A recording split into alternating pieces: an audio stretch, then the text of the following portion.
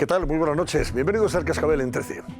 Ahora que se cumple un año de la tocata fuga de Puigdemont, el golpista prófugo de la justicia española, conviene poner en valor algunos datos que hemos conocido estos días sobre esas consecuencias negativas del proceso separatista para Cataluña. ¿Saben ustedes que la tensión política derivada de este proceso ha impedido crear en Cataluña 30.000 nuevos empleos? 30.000 nuevos puestos de trabajo que en condiciones normales la economía catalana habría generado sin problema. Lo ha asegurado un informe del BBVA que se ha dado a conocer hoy en Barcelona. Además de la fractura social, la división, el enfrentamiento dentro y fuera de Cataluña, están esas consecuencias económicas negativas derivadas de la salida de empresas o de la salida de dinero de las sucursales bancarias. ¿Saben ustedes que desde que se inició ese periodo convulso e incierto, los ahorradores se han llevado a otras partes de España, a otras sucursales bancarias fuera de Cataluña, más de 30.000 millones de euros por culpa del proceso separatista? Las sucursales bancarias catalanas nos han recuperado de la fuga masiva de depósitos que provocó precisamente ese golpe secesionista. Pero ninguno de estos datos ocupa y preocupa a quienes han situado como razón de su existencia política el imposible de la independencia, sobre la que, por cierto, de nuevo mañana van a intentar imaginar, fabular con la creación de un Consejo de la República tan inútil como provocador. ¿Y ustedes qué opinan de todo esto?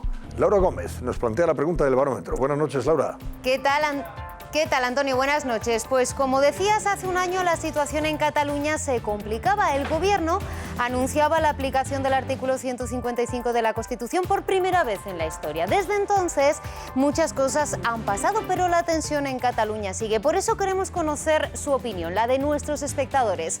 Un año después de la aplicación del artículo 155, ¿qué creen ustedes? ¿Cómo está la situación en Cataluña ahora mismo? ¿Mejor o peor?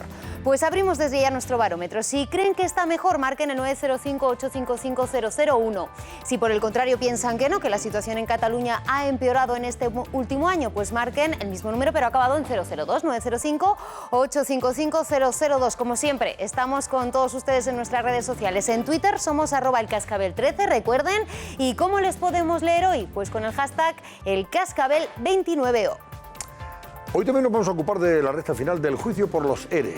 Está llegando a su fin con los escritos de conclusiones de las partes, cosa que ha permitido, por ejemplo, que de nuevo hoy los 22 altos cargos de la Junta Juzgados vuelvan de nuevo a la sala de la Audiencia de Sevilla, 10 meses después de iniciarse esta vista oral.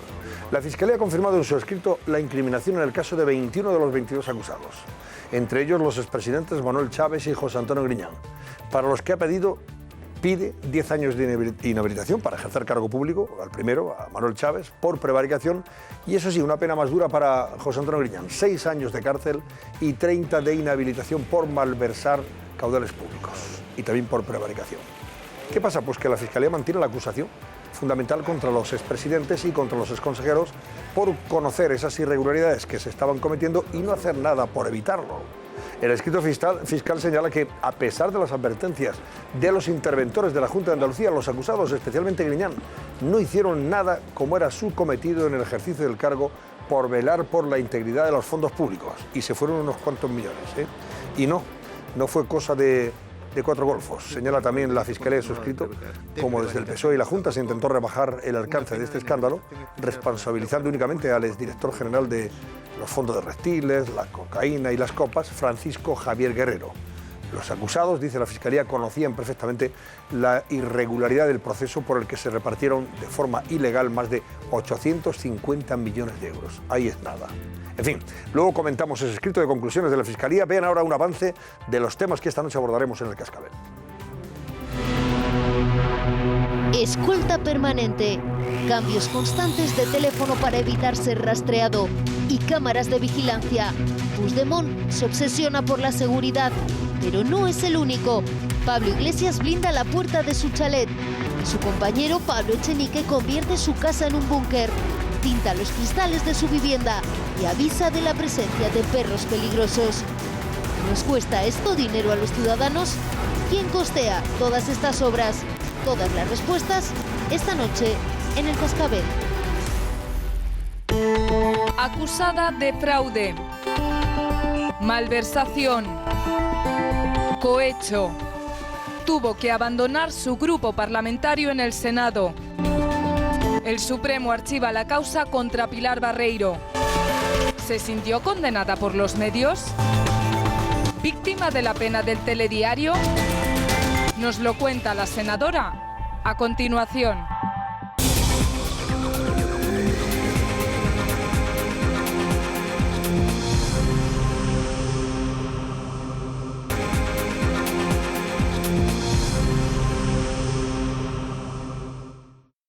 Llevamos hoy 100 días como nueva Ejecutiva Nacional, días muy intensos en los que hemos trabajado recorriéndonos toda España, también países europeos, en el que estamos planteando la necesidad de volver a las instituciones cuanto antes debido al deterioro económico, social, legal e institucional que sufre España desde que gobierna el Partido Socialista.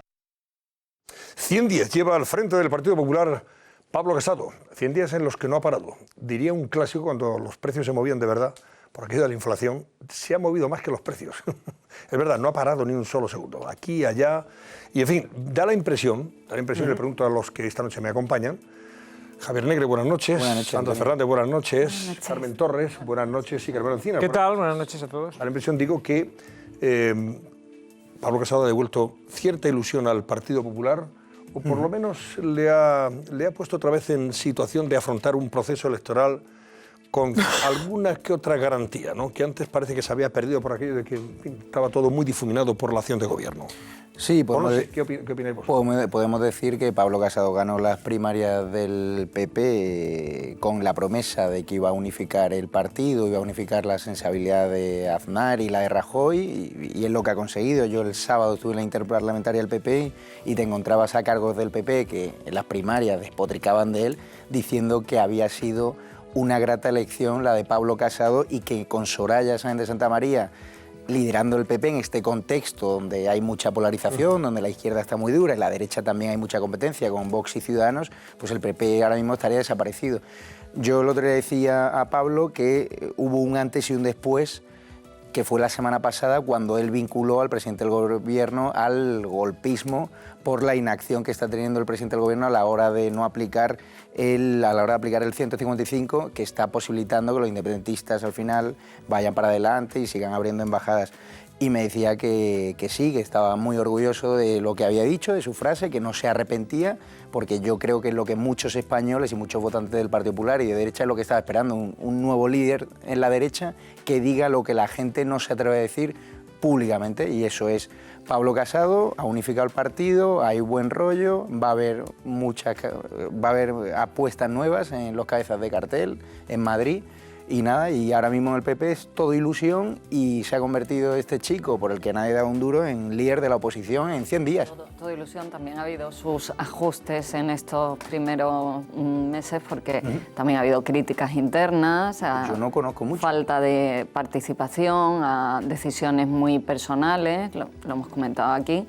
Es también habitual en los partidos políticos tan presidencialistas que tenemos hoy en día, pero sí es verdad que la sesión de control de la semana pasada ha sido un golpe de autoestima para el PP y hubo euforia en el grupo parlamentario y se sintió muy orgulloso del trabajo de Casado, ¿no? Parece que en los últimos días está ganando muchos enteros dentro del partido. Bueno, y es verdad que está contando, aunque parezca que no, está contando con gente que estuvo muy próxima a la candidatura de Soraya Sáenz de Santamaría, pesos pesados con Soraya Sáenz de Santamaría que formaron parte incluso del gobierno de Mariano Rajoy y que ahora pues él está contando y está hablando permanentemente con estas personas que sin duda van a tener un papel preponderante en el partido más pronto. El viernes, de hecho, van a tener una participación muy activa, que ya la está teniendo, a tenor estuvimos en un almuerzo de lo que cuentan en Córdoba. Esas personas. Entonces, mira, el viernes tuvimos un almuerzo en Córdoba y a mí me hizo ilusión ver allí a Fátima Báñez, que había sido la mano derecha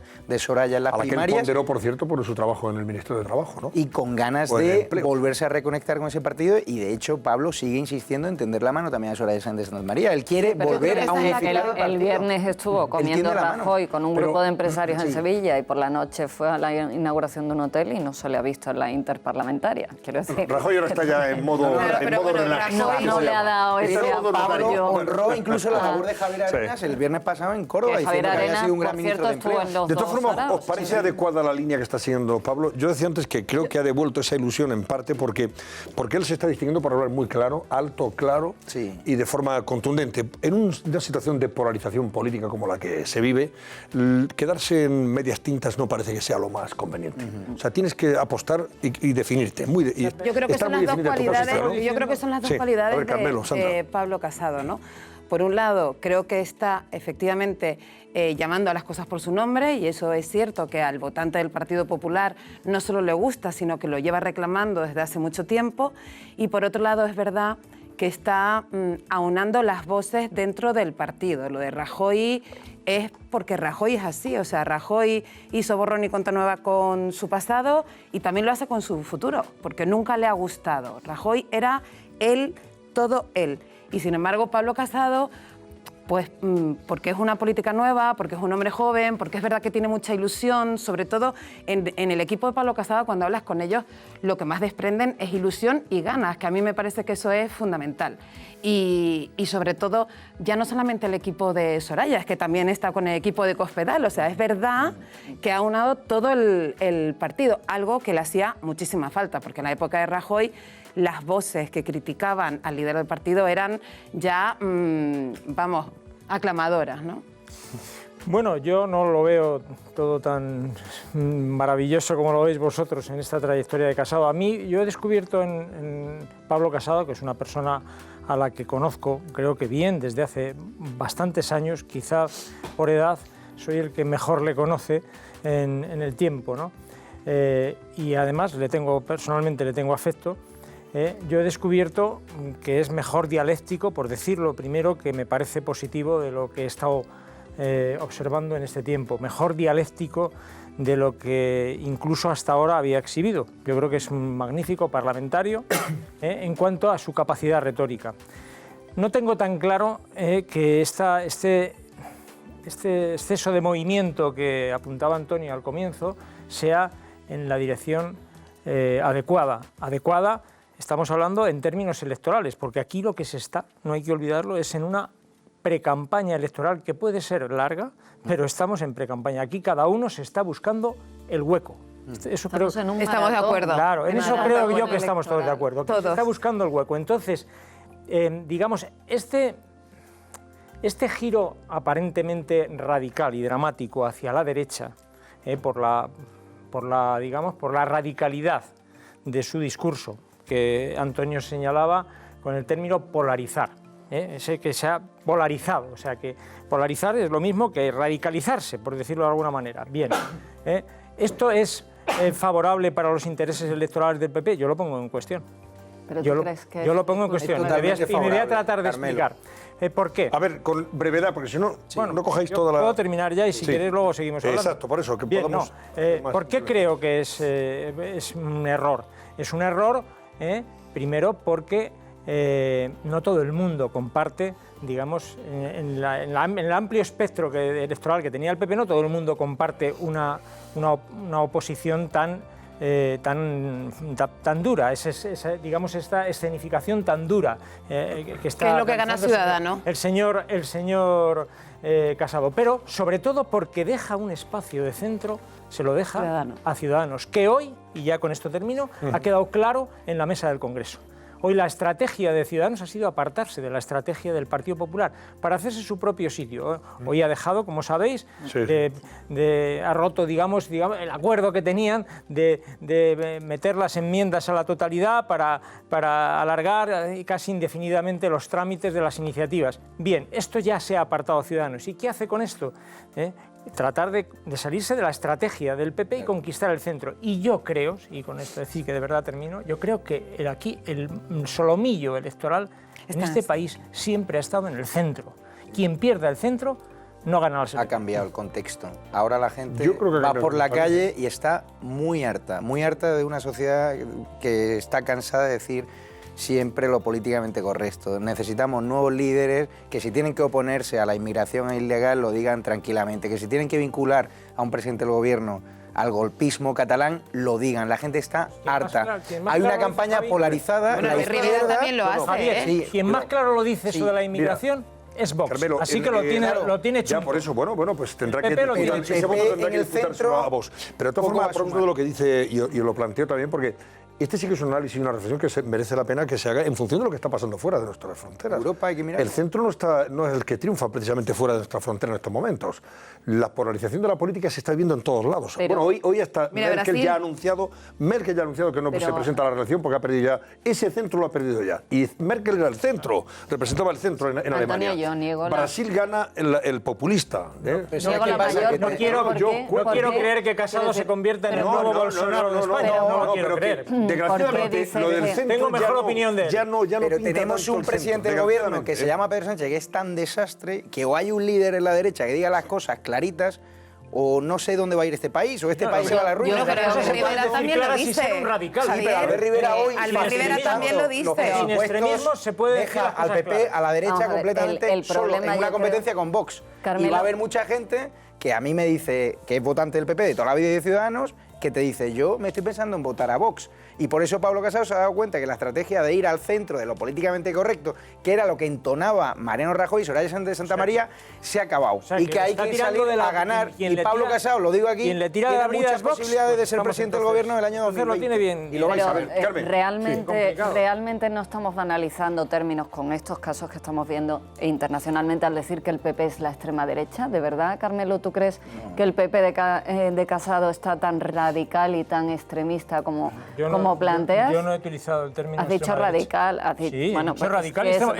Es más, me refiero a los términos que ha utilizado Antonio, que ha dicho polarizar. Bueno, pero yo hablo al blanco o al negro. Muy irresponsable comparar al PP con Vox y identificarlo. Es lo que está haciendo la estrategia de la izquierda. Lo insistía Echenique en comparar a Casado, a Rivera y a Vox. Los trillizos, dijo Pedro Sánchez. Sí. A mí me parece realmente irresponsable banalizar y tratar con esa Echenique le ataque al PP le está haciendo un favor a Casado. No, pero es que no podemos frivolizar con la idea de la extrema derecha cuando vemos procesos como el de Brasil, como el de Italia. A mí me parece muy peligroso y que deberíamos ser más serios porque en esto estamos contribuyendo todos a esta confusión. Pero es el mundo, es la tendencia del mundo. Estoy totalmente con Carmen. No, pero Carmen se refiere a que no tachemos... No podemos identificar... Que no podemos identificar a Pablo Casado con un Bolsonaro. Es lo que está diciendo... ¿Qué pasó en Estados Unidos? Que es la estrategia de la izquierda. De ahora decir que el Partido Popular es extrema derecha. Que el PP tenga un discurso más ideologizado, que recupere esas esencias, no significa que esté radicalizado, Carmelo. Totalmente.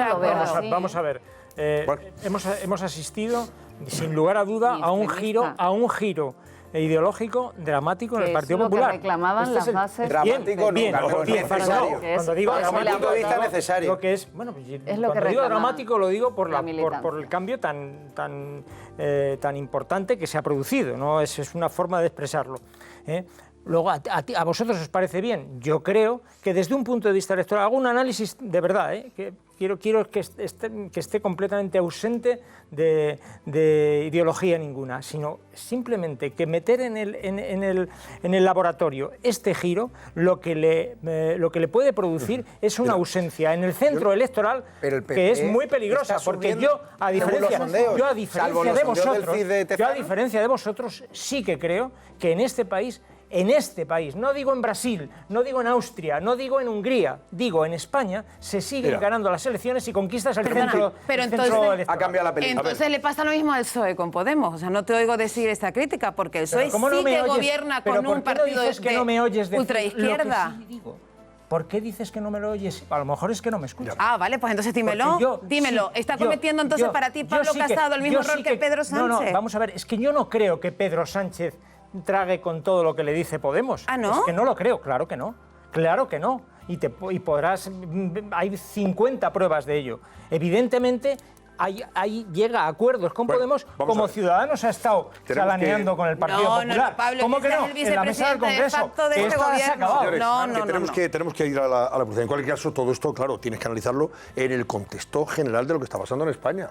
Un gobierno que está sostenido ahora mismo por el separatismo, que ese sí ha radicalizado la vida política. Eso sí que ha enfrentado a la sociedad en Cataluña, no lo olvidemos, con su intento de golpe de Estado contra la Constitución y contra la unidad territorial de España. Eso sí han tensionado y crispado. Eso sí han crispado la vida política de España. Hombre, y con esa gente es con la que está gobernando Pedro Sánchez. Pero digo que todo esto en contexto de, ojo, y Podemos no son una hermanita de la caridad, que desde el punto de vista político, hombre, ¿qué pasa? Los escraches a Cristina Cifuentes, a Rosa Díez. Dice Podemos, por favor. Podemos también es el sostén del gobierno. Por eso digo, cuando hablaba de la polarización, es que la polarización tienes que mirarla en un lado y en otro. Claro. No puedes acusar a uno de radical cuando los otros están ya radicalizados desde el punto de vista hay una cosa que no se debe de olvidar. Bueno. La moción de censura se utiliza, es una moción de censura en contra de un presidente, así se fraguó. Y para convocar elecciones. Y solamente, no digo cómo se articuló. No digo que esté bien ni que esté mal, digo, describo, Antonio, lo que ocurrió. Fue una moción de censura en contra, porque se entendía quienes la proponían que podía aunar voluntades en contra de un presidente que acababa de estar señalado, digamos, de alguna manera, aunque fuera políticamente, por la corrupción. Y eso se aprovechó.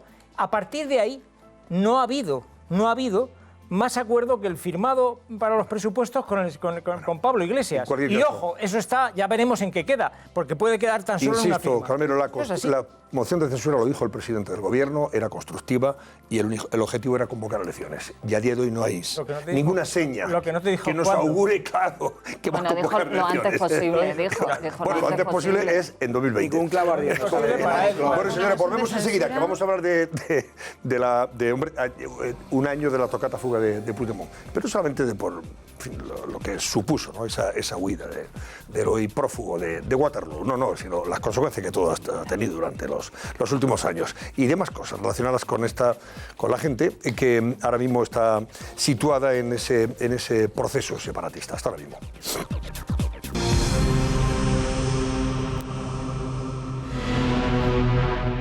Escolta permanente, cambios constantes de teléfono para evitar ser rastreado y cámaras de vigilancia.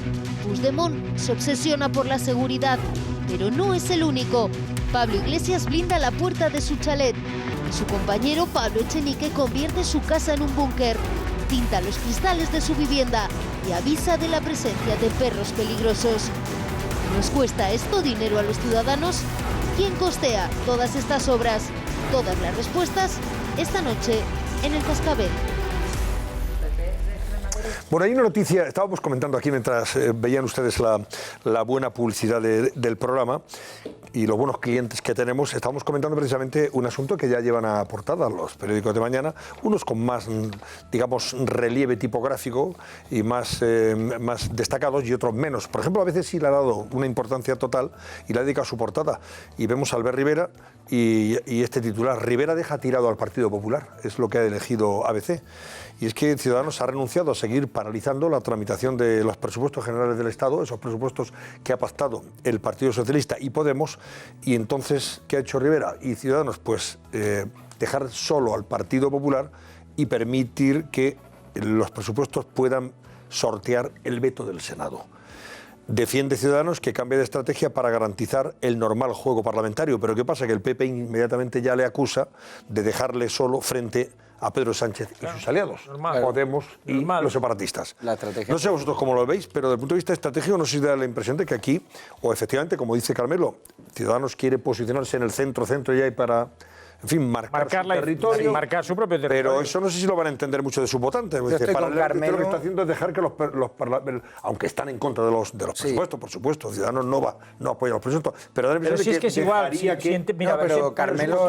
Simplemente una aclaración. Para el tema de los presupuestos, bueno, Carmen estará conmigo en esto, que está mucho más cerca todavía que yo del Parlamento, apenas influye, porque no va a llegar a tiempo. O sea, que esto no va a llegar a tiempo para el tema de los presupuestos. Pero es un gesto político. Pero es un gesto que marca una distancia con un Partido Popular que sí que, desde luego, a todas luces parece que está sobreactuando, que está marcando, que está polarizando. Para no utilizar el término de extrema derecha, que no he utilizado yo no hablo de que esté en la extrema derecha, pero sí que está en una derecha mucho más dura, es un giro dramático hacia la derecha. ¿Dramático por qué?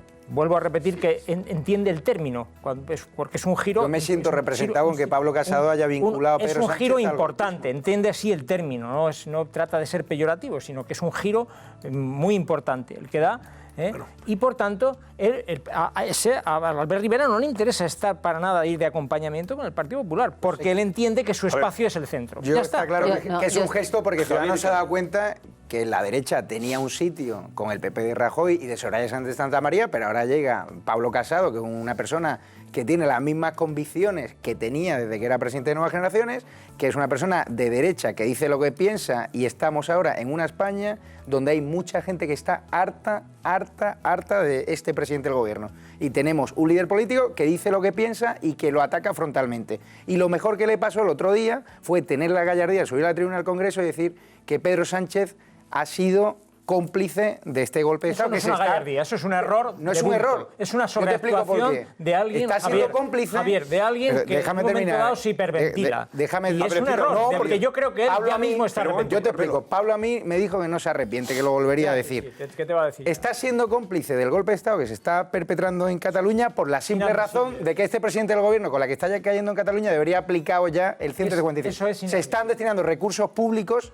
para fomentar el independentismo y la ruptura con España, abriendo embajadas, fomentando la ruptura en TV3. Por lo tanto, Pablo Casado, yo valoré mucho su gallardía. Y que Rivera haya decidido irse al centro es una decisión política que la va a pagar, porque el centro, con la sociedad española polarizada, no es rentable electoralmente. Mira, no puede decir el reclamar un 155 sí. a Pedro Sánchez cuando él, estando como vicesecretario del Partido Popular de Mariano Rajoy, con las leyes de desconexión del 6 y el 7 de septiembre, que fueron terribles, no sacó a colación el 155. No quería ni el PSOE, Oye, Antonio, ni por favor. Tú has hablado con Pablo. No, perdona. No querían. Carmelo, tú has hablado con Pablo. Perdona, ya estaba en la línea del 155. Sí. La memoria ya estaba en la línea del 155. ¿Tú sabes lo que opinó Pablo de ese movimiento de Rajoy? Porque quiso ser prudente. Pues era vicesecretario de Comunicación, también lo podía haber dicho. Claro. En ese momento no pensaba. Pero era el vicesecretario de Comunicación. En ese momento se cayó. No os desviáis del tema. Él era partidario de un no lo criticó, ¿no? Pablo Casado, ahora sí, le pide a Sánchez lo que no le pidió a Rajoy. Si Pablo Casado hubiese sido presidente del gobierno en ese momento, hubiese aplicado el 155 y hubiese intervenido TV3, era lo que habría que haber dicho. Lo de golpista se pasó 7 no se pasó, y yo me siento orgulloso de que haya dicho eso. Yo estoy de acuerdo con Carmelo en que es un cambio de escenario total, porque lo que ha hecho es levantar el bloqueo de 21 proposiciones de ley. O sea, estamos hablando de un cambio, si tú dices dramático, no sé dramático, pero notable. Es un cambio de estrategia, efectivamente. La semana pasada Pedro Sánchez fue el que cortó relaciones con Pablo Casado y hoy ha sido Albert Rivera el que lo ha hecho parlamentariamente con esta decisión. Una de ellas es el cambio de la Ley de Estabilidad Presupuestaria con el objetivo de saltarse el veto del Senado, pero es que Ciudadanos explica que también está de acuerdo en que el Senado no debe tener esa capacidad, o sea, que no es algo incoherente por su parte. Porque lo ha defendido siempre. Lo ha defendido desde siempre, ahora y no llegan para estos presupuestos. Es un cambio de estrategia muy significativo, el levantar el pie de la mesa del Congreso y que se empiecen a tramitar cosas que antes estaban paralizadas por esa estrategia común. Que el PP va como un tiro, salvo el del Masterchef. No hay un efecto Casado. Oye, un efecto Casado. ¿Qué sondeo? Vamos a ¿Qué sondeo? ¿En qué sondeo va como un tiro? Salvo el de Masterchef. Bueno, perdona. En ningún sondeo va como un tiro. Déjame que te lo diga. Es verdad que en el CIS ha sido especialmente malo. Puedes cuestionarlo porque si Tezanos, porque si tal. Pero en los demás sondeos no va como un tiro tampoco. Por favor, Javier. La realidad es la realidad, no hay un solo sondeo. Una diferencia de 2 puntos. Están empatados. Y puede haber con el PSOE y con Ciudadanos. ¿Dónde está el tiro? Pero no es un no hay conseguido ir empate con el presidente del gobierno. Oye, que tengo a Susana Olleroy, que quiero que nos cuente la tocata fuga de Pedro. Hace un año de esto. Pero claro, lo más significativo es cómo el hombre se ha encastillado en Waterloo, en esa casa que, por cierto, si ustedes intentan entrar en Google Maps para saber más del edificio en cuestión, ya no verán nada porque está pixelado. Ahí ha conseguido Puigdemont que no haya ninguna referencia, ningún detalle, con el fin de evitar visitas incómodas, podríamos decirlo así. ¿Verdad, Susana? Antonio, vamos a ver cómo lo ha pixelado Google Maps, pero podemos afirmar que el expresidente de la Generalitat, Carles Puigdemont, tiene miedo y está obsesionado con su seguridad. Según La Razón, se ha gastado casi $500.000 en medidas de seguridad, incluyendo también los gastos de la vivienda y ese alquiler de esa mansión en Waterloo, desde el pasado mes de febrero. Pero, ¿qué le ha costado esos €500.000? ¿En qué se lo ha gastado? Bueno, pues vamos a ver esas medidas que ha puesto en su mansión de Waterloo. Y por ejemplo, es una de las primeras medidas. Ha conseguido que Google Maps pixele la mansión Waterloo donde tiene en Bélgica. Bueno, pues si lo buscan en Google Maps aparece de esta manera ahora mismo, totalmente pixelada esa mansión. Pero tenemos más medidas. Dispone de un equipo de escoltas permanente compuesto por 4 agentes de los Mossos d'Esquadra. Entre una de sus funciones de este equipo de seguridad se incluiría el barrido en busca de micrófonos ocultos en su vivienda. Además, más medidas. Cambia de número de teléfono 1 o 2 veces al mes para evitar ser pinchado y que sus conversaciones sean grabadas. Y se ha gastado también bastante dinero en comprar material para controlar esas comunicaciones y evitar interferencias. Una de las partidas más llamativas de esos €500.000 ha sido la que les vamos a contar ahora. Se ha gastado €200.000 en cámaras de seguridad para esa vivienda, para esa mansión, en sensores de movimiento y en un circuito interno. Bueno, ¿de dónde sale todo este dinero?, se preguntarán. Bueno, pues de un fondo al que le llegan miles de euros todos los meses, cuyo origen todavía se desconoce a ciencia cierta de dónde llega ese dinero. La Guardia Civil lo que sí ha podido confirmar es que no sale de las cuentas de la Generalitat, pero sospechan las investigaciones que uno de sus mecenas podría ser un conocido empresario, Antonio. Sí, su amigo, Matamala se llama, ¿no? No es Matamala. Pagafantas le llamo yo. Pagafantas. Oye, es un señor muy espléndido y además es amigo suyo y dice, pues yo le pago todas las fiestas y ya está. No, espléndido no. Estas cosas, Antonio. Él recibió favores. Hombre, y recibió muchos favores. Cuando era alcalde de Girona. Hay circuitos por los cuales dinero público puede llegar de una forma indirecta y al pues a través de las, con concesión, con contratos, que en fin, que bueno, y además será muy la Asamblea Nacional de Cataluña, subvenciones que llegan a la Asamblea Nacional de Cataluña. Será muy difícil investigarlo, porque es así, porque hay 1000 vericuetos por los cuales se puede ir el dinero público, pero a mí nadie me va a hacer creer que hay un empresario tan generoso que suelta la pasta y sostiene el nivel de vida de este señor en este palacete que se tiene montado en Waterloo, que a mí me parece una ofensa a la inteligencia de todos los catalanes y del resto de los españoles, pero especialmente de todos los catalanes, en fin. No, yo es que si fuese independentista me daría vergüenza estar representado por un cobarde como Puigdemont, que se fuga. O sea, al menos Junqueras se ha venido aquí, está en la cárcel, nos está negociando ahora los presupuestos con el vicepresidente económico Pablo Iglesias, pero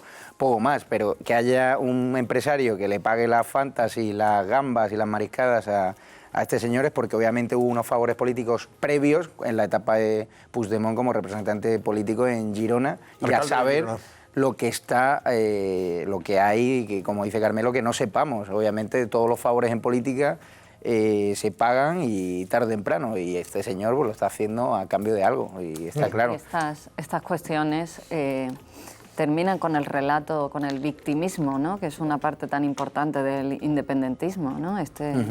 Señor que se habla de exiliado y de sufriendo en esas condiciones, creo que le viene muy mal para ese relato de víctima y que ayuda al descrédito internacional del proceso, ¿no?, que hemos vivido en este año.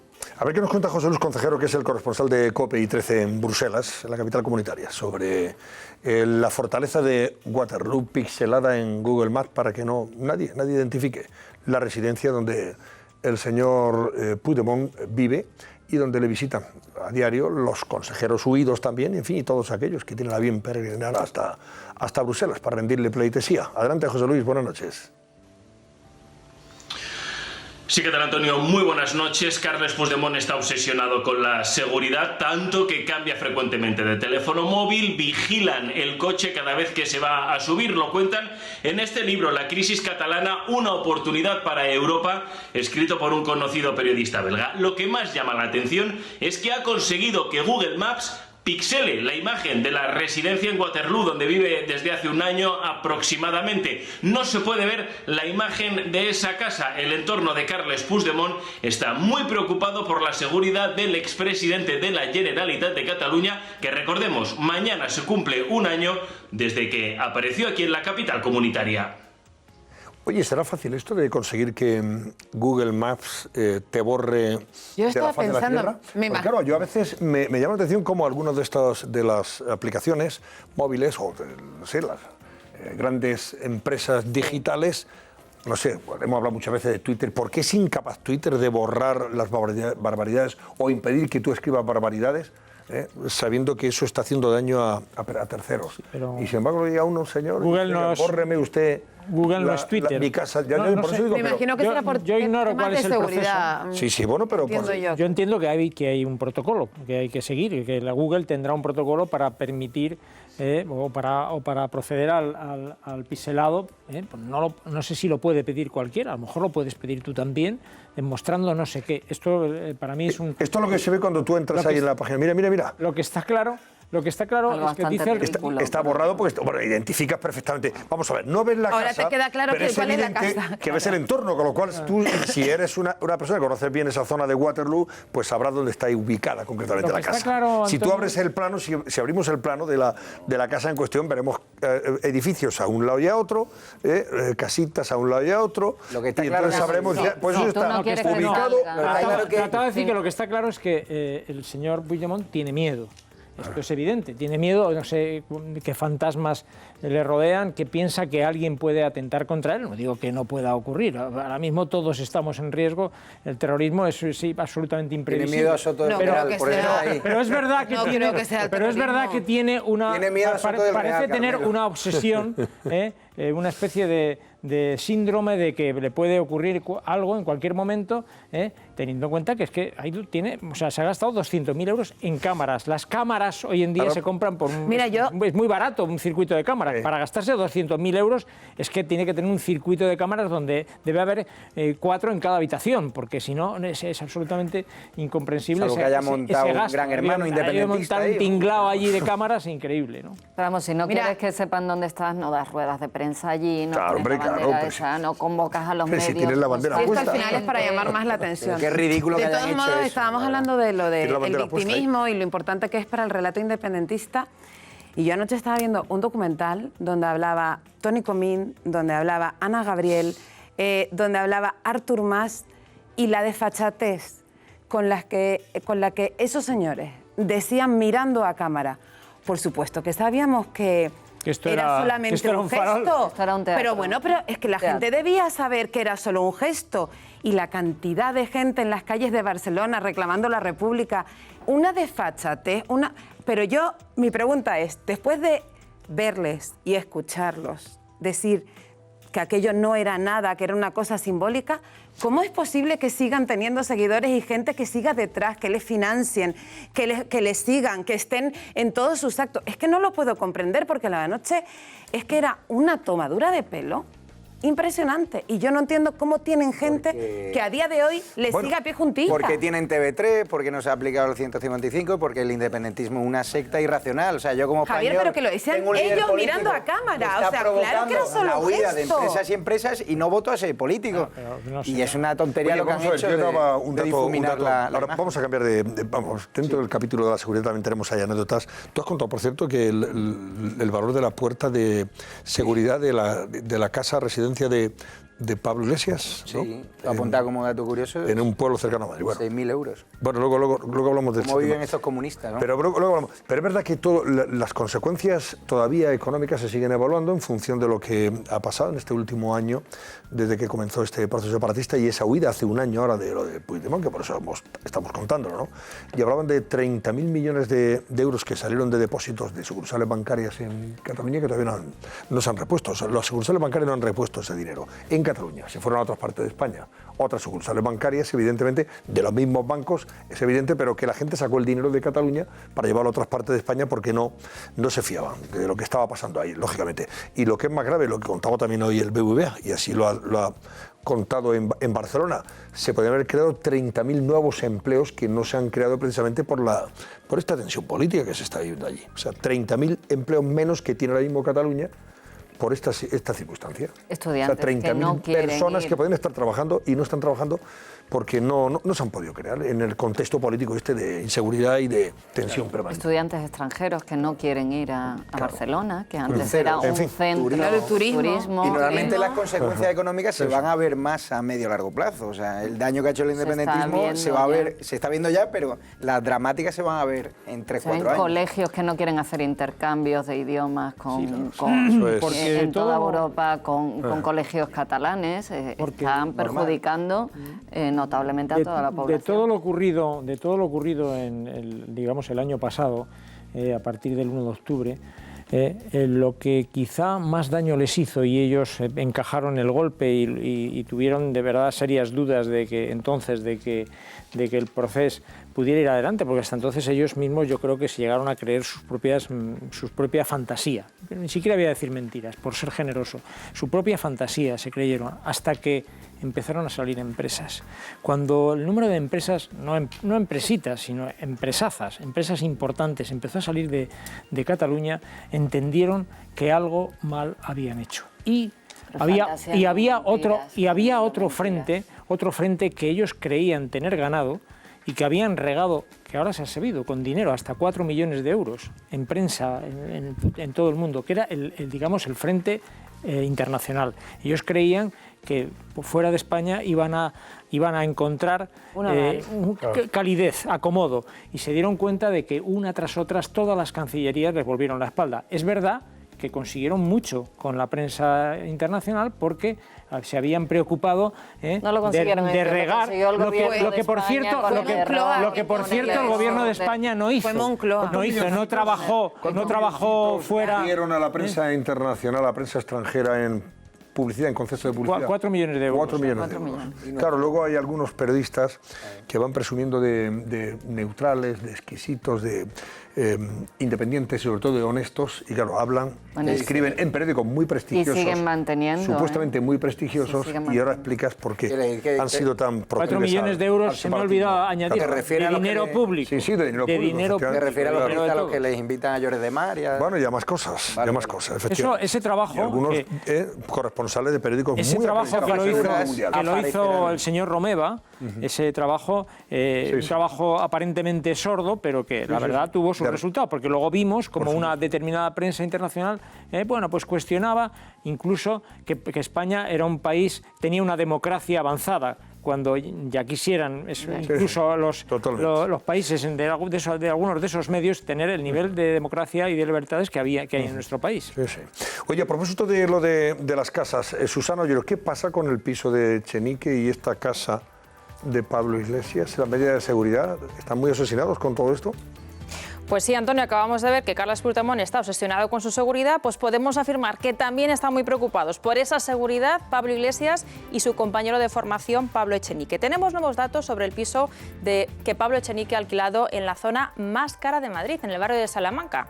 El secretario de organización de Podemos lo ha convertido en un búnker ilegal, según la información de nuestro compañero Javier Negre, que ahora nos lo va a ampliar. ¿Pero por qué lo ha convertido en un búnker? Bueno, pues se trata de un bajo de 50 metros cuadrados, porque le pagaría, según fuentes inmobiliarias, unos 1.000 euros de alquiler al mes.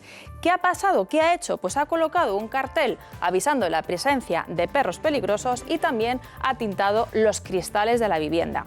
¿Y por qué es ilegal? Les decimos, pues porque, como recordarán, ha realizado obras sin licencia del Ayuntamiento de Madrid. En concreto, ha puesto un aparato de aire acondicionado y una cámara de seguridad en la fachada sin pedir permiso al consistorio. Además, la cámara apunta directamente a los viandantes de la calle y que, según la ley, Echenique no puede guardar esas imágenes sin la autorización expresa de la policía. Sabemos, eso sí, tenemos confirmado que la empresa que ha colocado la cámara de seguridad de Pablo Echenique es la misma que colocó las 12 cámaras de seguridad en el chalet de Galapagar de Pablo Iglesias. Que tenemos novedades también sobre la vivienda de Pablo Iglesias. ¿Quieren saber cuáles son? Bueno, pues después de saber que Pablo Iglesias e Irene Montero tienen un equipo de escoltas las 24 horas de la Policía Nacional, ahora hemos descubierto también gracias a Javier Negre que han colocado una puerta blindada en su vivienda valorada en 6.000 euros y que se trata no de una puerta cualquiera, sino, según la Guardia Civil, una puerta que solo puede reventarse con dinamita. Y por cierto, también quieren saber que esa casa ha tenido problemas de licencia. Una caseta de invitados en el jardín, ahora reconvertida en el gimnasio, también se construyó sin el pertinente permiso del ayuntamiento. Así que la sanción ha prescrito a Antonio, pero de nuevo problemas con las licencias. Pero esto de Chenique, por ejemplo, es un piso en Madrid, un bajo, pero un piso en el barrio de Salamanca. Claro. Y puede poner cuidado con el perro en la puerta. Puede poner lo que quiera. Puede poner lo que quiera, Antonio. Puede poner lo que le dé la gana. Si él tiene miedo, puede poner lo que quiera. Te cuento. Cuidado con el perro, cuidado con su suegra. Yo qué sé. Eso es un bajo. Un local comercial. A ver, que era antes una casa de citas. Yo le pregunto a él, a ver si él es el que ha escrito. Era un local que antes era una casa de citas, puede poner efectivamente un cartel avisando de que hay perros peligrosos o lo que sea. Dentro.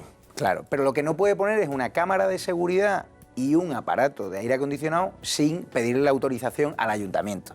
Y sobre todo cuando tú pides a tu casera y a tu propietaria que ponga esos elementos y no se pide ningún tipo de autorización y te abran un expediente en el ayuntamiento y te dicen, oye, si no regularizas las obras tienes que pagar, lo que no puedes hacer es tener la cara dura de decir que es culpa de la propietaria o de la casera del piso, que ella ha sido la que ha solicitado o que esos elementos que no estaban autorizados por el ayuntamiento no estaban previamente a su llegada. Entonces, Google Maps te permite hacer un viaje en el tiempo y yo he hablado con varios vecinos y he localizado esa casa y efectivamente esos elementos no estaban y se pusieron cuando llegó el señor Pablo Echenique, que a pesar de que prometió de que no iba a cambiar su barrio de toda la vida y que iba a imponer por ley a sus cargos de Podemos que no cambiasen de barrio, se ha ido al barrio más caro de Madrid, igual que ha hecho Pablo Iglesias, que dijo que no se movía de Vallecas y se ha ido al Casaoplón de Galapagar, donde ha puesto efectivamente esa puerta, porque teme por su seguridad, de 6.000 euros, que según me decía la Guardia Civil, solo utilizan las personas que se dedican a actividades ilícitas,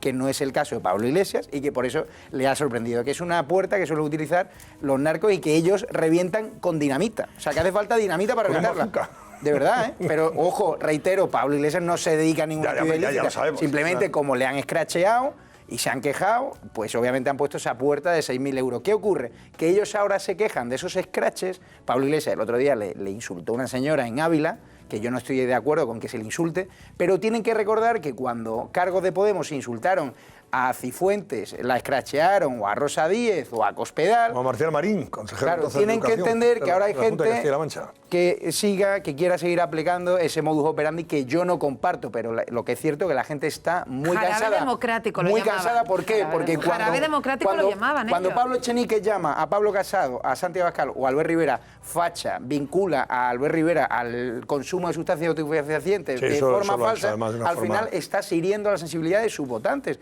Y entonces la gente está harta. Y como nota anecdótica, me decía Santiago Abascal que uno de sus contenidos más compartidos en redes sociales era cuando él dijo en un vídeo que le iba a quitar a este señor la nacionalidad por seguir atacando a Vox y a partidos como el Partido Popular. Yo no estoy de acuerdo con que hagan ese tipo de medidas, pero Pablo Echenique tiene que entender que si tú cabreas a los votantes de los partidos de derecha, al final hay una señora que se caliente y te llame lo que te llame. Yo voy a empezar por manifestar en lo que estoy de acuerdo con Javier.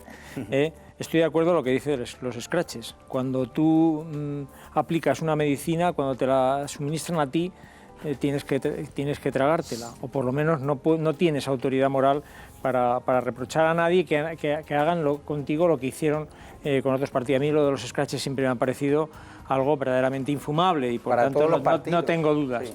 Estoy de acuerdo en que se le puede reprochar lo del cambio de barrio, porque es verdad que dijeron, no, hay que seguir en el barrio y tal, y bueno, y luego aquí cada uno se ha puesto donde le ha parecido más cómodo, mejor y tal, y entonces pues ahí queda en evidencia. En cuanto al tema de la vivienda de Echenique, puede poner que aquí hay perros, que aquí hay gatos, que aquí hay vacas y que está su suegra con los dientes así. Es decir, puede poner lo que quiera, tiene derecho. Puede tener los... Pero que te hace gracia que en un piso diga, cuidado, perro peligroso. Puede poner que tiene los cristales tintados porque él puede tener miedo. Él es una persona él es una persona muy indefensa por sus problemas físicos y esto, hombre, yo entiendo, yo no sé cómo en sus circunstancias, a mí me parece que llevar la vida que lleva él con sus circunstancias hay que reconocerle el mérito como poco, eso como poco. Bien, entonces él intentar, digamos, protegerse pues, de todas las formas posibles, me parece que en su caso está especialmente justificado. Lo que dices de la cámara, es verdad que no se puede una cámara fuera y un aparato de aire acondicionado ponerlo fuera sin permiso, no se puede hacer. Y de la es verdad que eso, digas lo que diga Javier, él lo pide a su casera, puede pedírselo perfectamente a su casera y su casera hacerlo por la brava o hacerlo con licencia. No lo hizo con la licencia, claro. Y eso es lo que hay que reprocharle a la casera. Sí, a la casera. No a él. ¿Y de quién es la culpa? Bueno, no, hombre, no de la casera. ¿Quién llama a la empresa de seguridad de Pablo Iglesias? Perdona. ¿Quién llama a la empresa de seguridad de Pablo Iglesias y le dice, colócame la cámara de seguridad? ¿La casera? Porque la casera... Pablo Echenique, sí, pero es la casera. Déjame que te diga esto. Pero tienes que decir a la casera que es la casera la que tiene que decirle, usted no puede poner eso hasta que yo no tenga el permiso, porque es la casa, es mi casa. La casera, ¿sí? La dueña de la casa es la que tiene la responsabilidad sobre cualquier cosa que haga en esa casa que sea ilegal. Sea un aparato de aire acondicionado, sea una cámara, sea lo que sea. Claro. Y entonces el señor Echenique se lo pide y le dice, pues tira para adelante. Puede entender perfectamente que tiene permiso para hacerlo. Si yo soy un cargo político y le pido a mi casera que ponga un sistema de videovigilancia, es que la responsabilidad, le voy a decir, paga los impuestos, pero no tengas ninguna duda. Pide la regularización. Esta discusión que tú y yo tenemos es muy fácil de resolver. Si hay que denunciar a alguien, te aseguro que no le van a denunciar al señor Echenique porque no pueden. Van a denunciar a la casera, que es la que tiene la responsabilidad. En cuanto a la puerta de Pablo Iglesias, bueno, pues es evidente que tiene miedo. También, pues estábamos hablando de lo que estábamos... ¿Qué hace bien en tener seguridad? Y punto, él tiene miedo de que pueda pasar cualquier cosa y pone una puerta de seguridad, la que le da la real gana. Me parece bien, pero cuando Echenique pagó a su asistente en negro, que todavía está pendiente de que se resuelva ese procedimiento, pues horrible, también era la culpa de la casera. Horrible, amigo, horrible. ¿También le va a echar la culpa a la casera? Pero escucha, pobre asistente que lo tiene muerto de miedo, ¿qué tiene que ver que haya cometido ese error, que para mí es un error y que le dejó en evidencia, sin lugar de dudas, y que yo critiqué, no quiere decir que tú ahora... un error de su casera se lo atribuyas a él. A ver, es un error suyo por pedirlo. Muy rápidamente, que estáis hoy, que no dejáis hablar no a nadie, hablar, los dos, estáis, de verdad. Totalmente de acuerdo con Carmelo. Sobre todo Carmelo.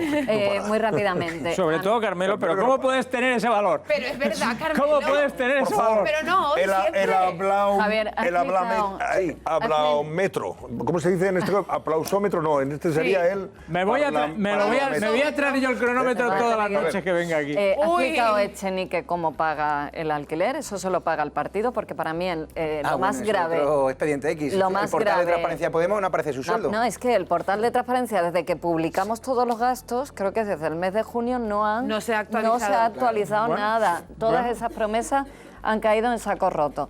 Entonces, Echenique no es diputado aquí, es decir, no se lo paga el Congreso. Supongo, estoy aventurando, no lo sé, que se lo pagará el partido por su condición de portavoz cuando viene a dar las ruedas de prensa los lunes. Pero en este caso, lo más grave para mí, yo entiendo que Pablo Iglesias, su casa se ha convertido en un lugar de peregrinación. Tiene 2 niños pequeños, que esté preocupado por la seguridad. Para mí lo grave es la confusión tremenda que ha habido en este caso entre lo público y lo privado otra vez. Porque en la casa de Pablo Iglesias ha participado en la compra y en la firma de la hipoteca los servicios jurídicos de Podemos, los servicios financieros de Podemos. O sea, todo el partido que se financia con dinero público, con subvenciones públicas, todo ese aparato se ha utilizado para una cuestión privada, más allá de toda la contradicción y la coherencia en sí que supone la compra de esa casa. Y aquí en el caso de Echenique me temo que estamos en esa misma confusión entre lo público y lo privado. La pagamos todos los españoles, la escolta. Bueno, señores, tenemos que hacer una pausa. Después vamos a hablar, por cierto, con la senadora Pilar Barreiro, senadora que fue absuelta la pasada semana por el Tribunal Supremo cuando... ha vivido como otros políticos del Partido Socialista y del PP, que son los que se han visto más afectados, esa pena del telediario, y luego resulta que los tribunales les han absuelto, pero no se han librado de una pena del telediario que desde el punto de vista de la dignidad, del honor, etcétera, etcétera, de la reputación también, reputación personal, pues ha sido de una forma bastante evidente mancillada. Así que de eso vamos a hablar enseguida. Hasta ahora mismo.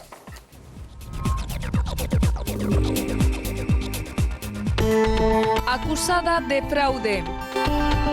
Malversación. Cohecho. Tuvo que abandonar su grupo parlamentario en el Senado. El Supremo archiva la causa contra Pilar Barreiro. ¿Se sintió condenada por los medios?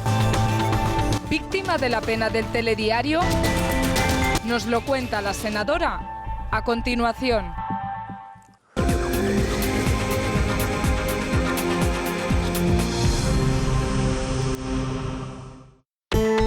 Acusada de fraude, malversación, cohecho. Tuvo que abandonar su grupo parlamentario en el Senado. El Supremo archiva la causa contra Pilar Barreiro. ¿Se sintió condenada por los medios? ¿Víctima de la pena del telediario? Nos lo cuenta la senadora. A continuación. Pues a continuación enseguida vamos a saludar a Pilar Barreiro. Pero antes, Irene Sanz, cuéntanos, ¿por qué fue acusada Pilar Barreiro, senadora del Partido Popular? ¿Qué le obligó esa acusación, ese proceso, a dejar su grupo parlamentario del PP en el Senado para pasarse al grupo mixto y poco menos que vivir una situación de, entre comillas, apestada, ¿no? Como una persona que, en fin, no era recomendable en esos momentos que estuviera en el grupo parlamentario del Partido Popular? Cuéntanos, Irene. Pues atención, porque es la segunda vez que el Supremo archiva la presunta implicación de Pilar Barreiro en una trama de corrupción, esta vez relacionada con la Púnica. Le imputaban 5 delitos: fraude, falsificación de documento mercantil, prevaricación, malversación y cohecho. La acusaban de utilizar dinero público para su promoción personal. Según la acusación, a través del Ayuntamiento de Cartagena, de donde ella fue alcaldesa, pagó a una empresa para promocionar su imagen, una promoción camuflada de publicidad institucional. Ahora se ha demostrado que todo esto era falso, que el pago de facturas de hasta 800 euros era para promocionar la ciudad, y esta investigación tuvo consecuencias. Por un lado están las consecuencias políticas. A finales de marzo se cambió del Grupo Parlamentario Popular al Grupo Parlamentario Mixto en el Senado, para no dañar a su partido por el caso Púnica. Esto fue lo que ella dijo entonces. Además, fue una condición de Ciudadanos para apoyar los presupuestos de Mariano Rajoy. Estas son las consecuencias políticas y por otro lado están las personales. La exalcaldesa de Cartagena ha denunciado un linchamiento público y mediático. ¿Qué razones da el Supremo entonces para archivar la causa? En el auto la jueza describe las pruebas, habla del débil, equívoco y ambivalente material probatorio que carece de toda aptitud para generar un mínimo de certeza que justifique la instrucción. Al final no hay sospechas de corrupción contra Barreiro. Ella, por cierto, le preguntaremos sobre esto ahora, va a volver al grupo del PP en el Senado. Antonio. Gracias Irene Sanz. Tenemos a Pilar Barreiro, senadora del Partido Popular. Doña Pilar, buenas noches. Hola, buenas noches. Bueno, vamos a ver, ¿cuánto tiempo ha vivido usted esta pena de telediario? Ese tiempo en el que ha estado procesada, con todas las dudas que generaba su situación desde el punto de vista legal y político, cuando realmente usted era inocente totalmente. Pues de este último proceso, un año. Del anterior casi 2 años y los 10 anteriores, pues mucho tiempo. O sea, un año. ¿Este ha sido el proceso que más en el que más ha sufrido usted, señora Barreiro? Sí, bueno, yo creo que sí, se sufre muchísimo en todos, porque el ajusticiamiento público paralelo a los tribunales es muy duro para uno y para su familia. Pero en esta ocasión yo estaba absolutamente sorprendida que Ciudadanos sometiera la aprobación de los presupuestos generales del Estado a que yo me fuera.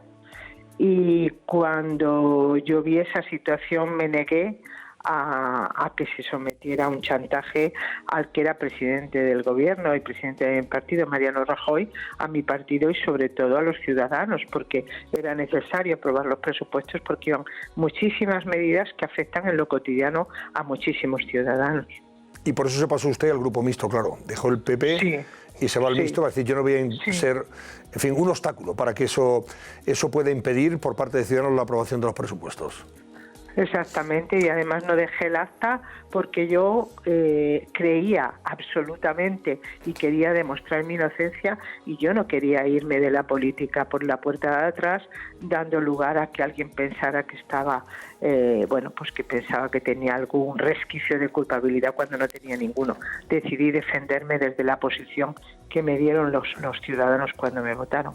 A usted se la acusaba, la acusaban de haberse aprovechado desde el punto de vista del Ayuntamiento de Cartagena, como era alcaldesa, de haber hecho publicidad institucional en su favor y también de haberse beneficiado personalmente a través de lo que se llama esa reputación personal en las redes sociales, y que una empresa la habría usted, pues puesto en circulación, pero siempre en términos positivos, ¿no?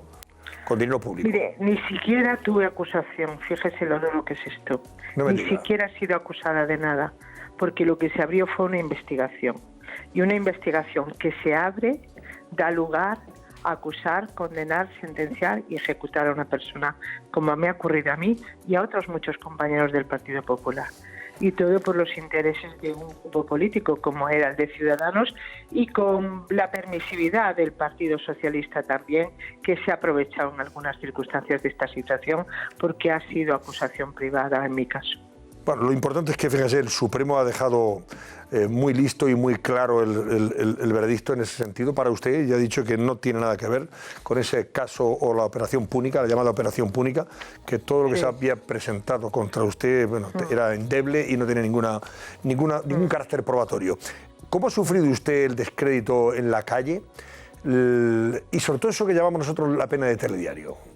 Es que se le ve a la persona, digamos, afectada por un caso de corrupción siempre como alguien, digamos, apestado. Es decir, no es conveniente relacionarse con esa persona. Pues han sido unos tiempos muy duros y muy difíciles. Mi familia y yo hemos vivido episodios muy desagradables, fruto del afán de algunos que tienen por el linchamiento y la venganza. Mire, esta ha sido la 12ª vez, como se ha hablado hasta ahora, y la 12ª vez que me han archivado las causas, y por tanto he sido inocente siempre. Y sin embargo he sufrido este juicio paralelo, que no sufro yo sola, que sufren mis hijos, mi familia, mis allegados y mis compañeros de partido, que en todo momento han estado a mi lado. Claro, y además tengo entendido que usted incluso ha llegado a denunciar cómo en alguna ocasión, acompañada de sus nietos de 1 y 3 años, una mujer en la calle empezó a amenazarla, a llamarla corrupta, en fin, a decirle cosas tremendas, que le iba a romper la cabeza, hasta el extremo de que usted tuvo que salir corriendo, esconderse, vamos. Sí, así ha sido, pero también he tenido muchísimos acercamientos de ciudadanos anónimos que, mire usted, después de 20 años de alcaldesa en Cartagena, con mayorías absolutas, después de 8 años de ser diputada nacional encabezando las listas por el Partido Popular y ahora senadora, pues en Cartagena me conoce muchísima gente, y eran muchísimos los que se acercaban a darme su apoyo, su cariño, su respaldo, y en fin, yo me he sentido muy reconfortada. Pero, señora Barreiro, lo peor, tengo entendido, ha sido el comportamiento de este pintoresco, por no decir otra cosa, alcalde de Cartagena, este tal Pepe López, que ha dicho cosas terribles contra usted, sin tener ninguna prueba, evidentemente, y además que ha quedado totalmente desacreditado con esta decisión del Tribunal Supremo, y sobre todo contra sus hijos, hasta el extremo de pedir que llamar a las empresas para que les echaran, les pusieran en la calle a sus hijos. Así es. ¿Así es eso? Así es, sí, así es. Desgraciadamente hay algunos que se toman la política en este sentido. Yo me tomo la política como la actividad más noble, la de hacer el trabajo por los intereses generales y por los intereses de los ciudadanos que van a las urnas a decidir quién nos tiene que gobernar, por hacer proyectos. Mire, yo he sido la alcaldesa que ha liderado el cambio profundo de una ciudad, Cartagena, que ha vuelto a estar en el mundo, que estaba totalmente desaparecida por sus crisis económicas, sus crisis industriales, en fin, la apatía también que había en la sociedad. Y Cartagena ha llegado a ser una ciudad turísticamente interesantísima y en su recuperación de patrimonio. Bueno, pues yo quiero pasar como la que tuve la inmensa suerte de que los ciudadanos decidieran que yo liderase ese cambio, ¿no? Y hablar de personajes de esta categoría, pues mire, no hacen nada más que ensuciar el nombre de Cartagena. Yo no lo voy a hacer. Yo a Cartagena la quiero mucho, he trabajado muchísimo por ella y no voy a permitir que personajes de esta categoría la degraden, ni muchísimo menos. Bueno, antes de despedirla, señora Barreiro, quería preguntarle a Pilar, bueno, Javier. sé que una parte del Partido Popular que en esa presión que le metió Ciudadanos para que usted, para que le enseñase la puerta, que le hizo un poco el vacío. Ahora hay una nueva etapa en el Partido Popular y el otro día hablaba con un alto cargo del PP. No, nadie me hizo el vacío. Bueno, no. Yo tengo otra información, Pilar. No, pero yo...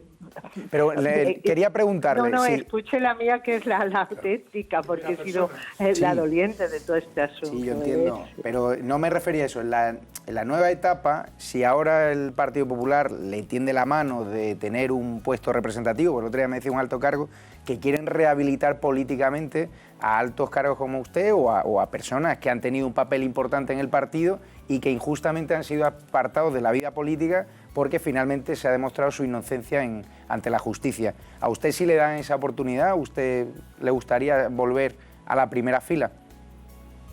Yo quiero volver a trabajar por el partido y en el partido y con mis compañeros de partido, que es lo que he hecho en los últimos 30 años. Vale. Y creo que no lo he hecho mal del todo y quiero aportar mi granito de arena para que esta nueva etapa en la que Pablo Casado, después de unas primarias, sale elegido presidente del partido, pues en este impulso que tenemos podamos conseguir el gobierno de la nación.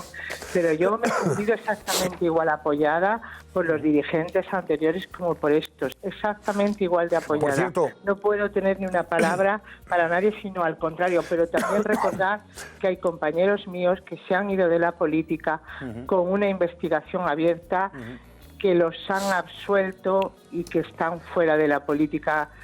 Bueno, por ejemplo, el alcalde de Murcia, que fue 20 años alcalde, igual que yo. Pilar, una cosa más, muy brevemente, porque estamos ya fuera de tiempo. Solamente quería preguntarle una cosa más. ¿Usted es consciente de las muchas portadas de periódicos que ocupó su caso? Junto con otras personas, pero en fin, usted fue protagonista de portadas, un protagonismo indeseado por parte suya o inopinada. Usted es consciente también de los minutos de radio y sobre todo de televisión que le dedicaron algunas cadenas, unas más que otras. ¿Algunas de estas cadenas de televisión le han llamado para hacer alguna entrevista, por lo menos para restituirla desde el punto de vista de su imagen y de su reputación personal? No, vale. Ni siquiera. Y ya tampoco el Partido de Ciudadanos me ha llamado para pedirme disculpas. Mire, yo creo que esto sí sirve para que reflexionemos todos sobre los linchamientos públicos. Si mi caso sirve para eso, habrá valido la pena. Gracias, Pilar Barreiro, y enhorabuena. Gracias, muy buenas noches. Muchísimas gracias. Buenas noches. Adiós, hasta luego. Yo para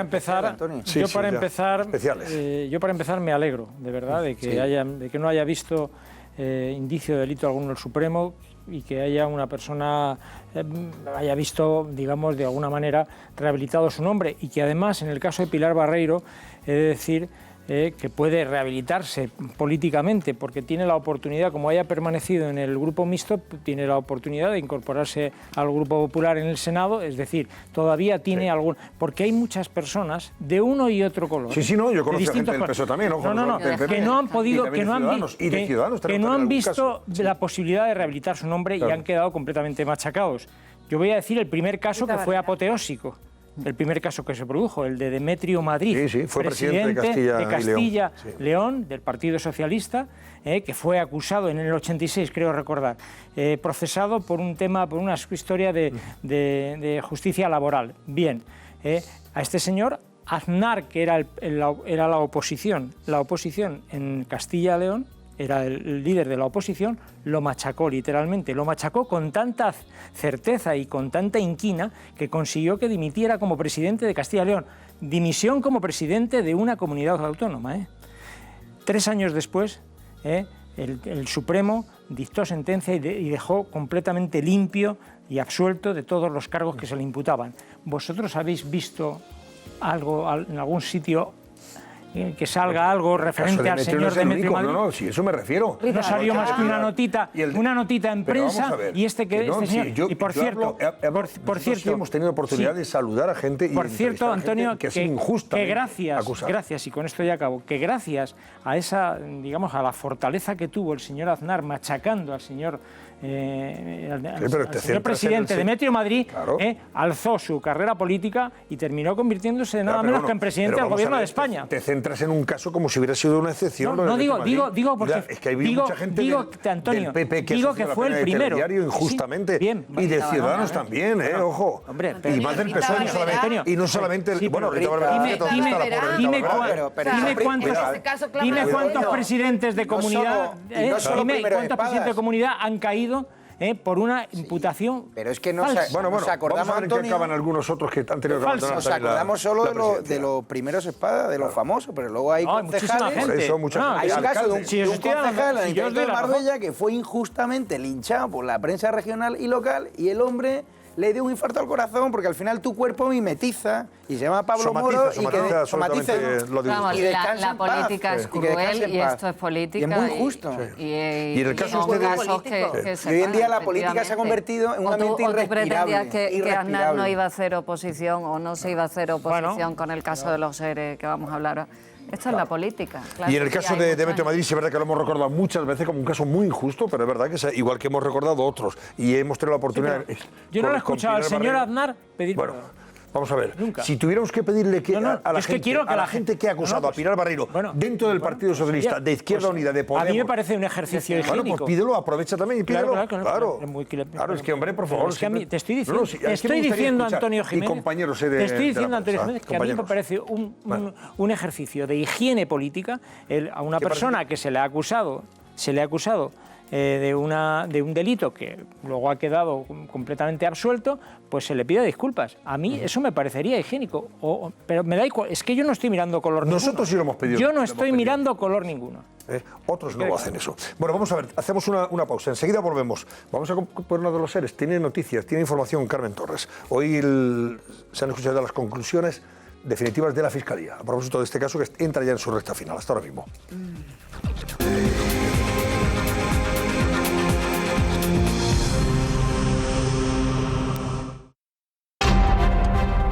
El Cascabel les trae las portadas de los principales periódicos que ya pueden encontrar en las aplicaciones móviles y mañana en los kioscos. Comentamos las portadas a continuación. Enseguida vamos a repasar las portadas de los diarios. Antes, Laura Gómez, cuéntanos cómo va ese barómetro.